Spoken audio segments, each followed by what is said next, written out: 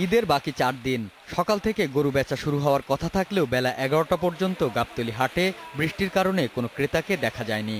গত ২ দিনের বৃষ্টির কারণে বেশ কিছু গরু অসুস্থ হয়ে পড়েছে। দেশের বিভিন্ন স্থানে দীর্ঘদিন ধরে গরু পালন করে হাটে নিয়ে এসেছেন ব্যাপারীরা। তাদের আশা সোমবার থেকে হাটে ক্রেতার ভিড় বাড়বে। এইটা গরুটা জ্বর আসছে, এই দুখাই এখানে যেমন 5টা গরু আছে, 3টা গরু গায়ে জ্বর আসছে, ওইটা একটা এখানে আছে 5-7টা গরু জ্বর আইসে গেছে। আমরা তো মনে করছি যে কাল পরশুর ভিতরে 2-3 দিনের ভিতরে হয়তো বেচাকেনা সুষ্ঠুভাবে আরম্ভ হবে। রাজধানীর বিভিন্ন হাটে পাওয়া যাচ্ছে ভারতীয় গরুও। ভারতীয় গরুর দাম বাংলাদেশের পালন করা গরুর তুলনায় কিছুটা কম।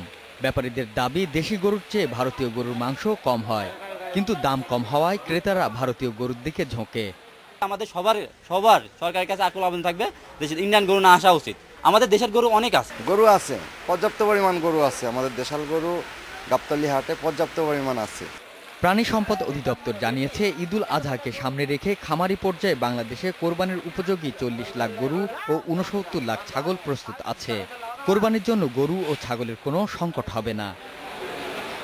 Ariful Islam, independent news, Dhaka.